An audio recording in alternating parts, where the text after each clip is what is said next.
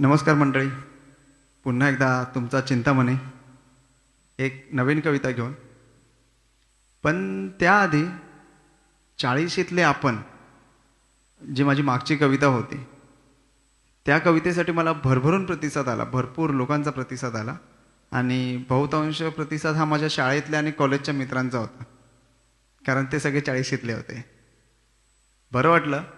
सगळ्यांनी मला, काहींनी फोन केले, काहींनी मेसेज केले, म्हणजे सगळ्यांना ती आवडली. त्याबद्दल तुमच्या सगळ्यांचा आभारी आहे. सर्वप्रथम खरोखर सगळ्यांचे मनापासून आभार मानतो की मला खूप चांगला रिस्पॉन्स दिला. आता यावेळीची जी कविता आहे, 1 मे निमित्त मी महाराष्ट्र दिनानिमित्त ही कविता मी सादर करतोय. काही दिवसांपूर्वी, 2 दिवसापूर्वीच माझी एक कविता, ज्या कवितेला गाण्याचं रूपांतर मिळालं आणि त्या कवितेवर काही मुलांनी डान्स सादर केला आणि ती लॉन्चसुद्धा झाली, एक नवीन गाणं म्हणून, चला आपण महाराष्ट्र पाहूया. तर त्यालासुद्धा खूप चांगला प्रतिसाद मिळाला. आता म्हटलं महाराष्ट्र दिन आहे, एक थोडासा वेगळा काहीतरी आपण विचार करूया, थोडासा वेगळा काहीतरी उपक्रम दाखवूया. कवितेचं नाव आहे धूळ. आता ही धूळ म्हणजे काय? धूळ म्हणजे माती, या महाराष्ट्राची माती.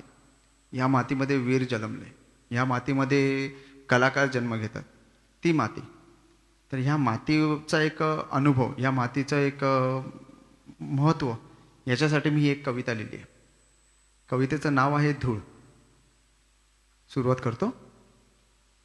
धूळ मी तुमच्या चरणांची राजे, मला धूळच राहू द्या. धूळ मी तुमच्या चरणांची राजे, मला धूळच राहू द्या. महाराष्ट्राच्या मातीत जन्मलो मी, मला या मातीतच मिसळू द्या. महाराष्ट्राच्या मातीत जन्मलो मी, मला या मातीतच मिसळू द्या. धूळ मी तुमच्या चरणांची राजे, मला धूळच राहू द्या.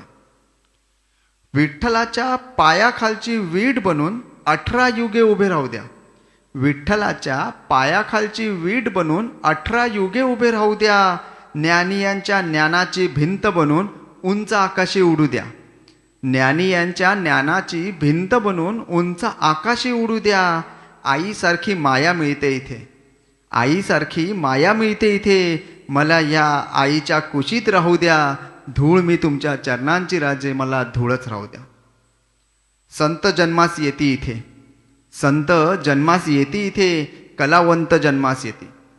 संत जन्मास येती इथे, कलावंत जन्मास येती. तुकोबांच्या अभंगासंगे जनाईच्या ओवी ऐकू येते.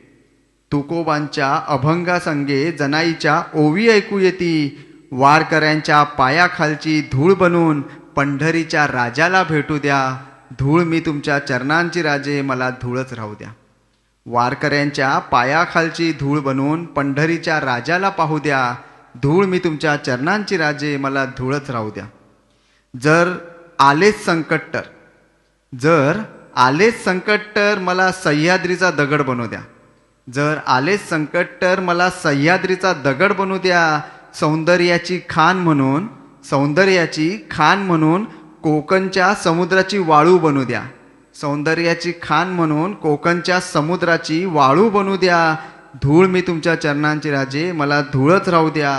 अजिंठ्याच्या लेणीमधला शिल्प मला बनू द्या. अजिंठ्याच्या लेणीमधला शिल्प मला बनू द्या. धूळ मी तुमच्या चरणांची राजे, मला धूळच राहू द्या. काळ्या मातीची भूमी येथे वीर जन्म घेती. काळ्या मातीची भूमी येथे वीर जन्म घेती. स्वराज्याच्या रक्षणासाठी या मातीतच धारातीर्थी होती. स्वराज्याच्या रक्षणासाठी या मातीतच धारातीर्थ होती. वीरांच्या रक्ताने काळ्या मातीची लाल माती होऊ द्या. धूळ मी तुमच्या चरणांची राजे, मला धूळच राहू द्या. धूळ मी तुमच्या चरणांची राजे, मला धूळच राहू द्या. लाख संकटे आली येथे, लाख संकटे आली येथे, लाख शत्रू चालून येती. लाख संकटे आली येथे, लाख शत्रू चालून येती. मातीच्या एकनिष्ठेसाठी सारे मातीतच एकरूप होती. मातीच्या एकनिष्ठेसाठी सारे मातीतच एकरूप होती. वीरांच्या शौर्याचे नाते या मातीशी जोडू द्या. धूळ मी तुमच्या चरणांची राजे, मला धूळच राहू द्या. धूळ मी तुमच्या चरणांची राजे, मला धूळच राहू द्या.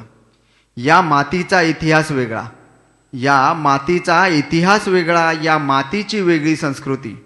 या मातीचा इतिहास वेगळा, या मातीची वेगळी संस्कृती. सोनं पिकविते या मातीमध्ये, बळीराजा येथे सुखाने नांदती. सोनं पिकविते या मातीमध्ये, बळीराजा येथे सुखाने नांदती. सोनं देणाऱ्या या मातीचा मला एक छोटासा कण होऊ द्या. सोनं देणाऱ्या या मातीमध्ये मला एक छोटासा कण होऊ द्या.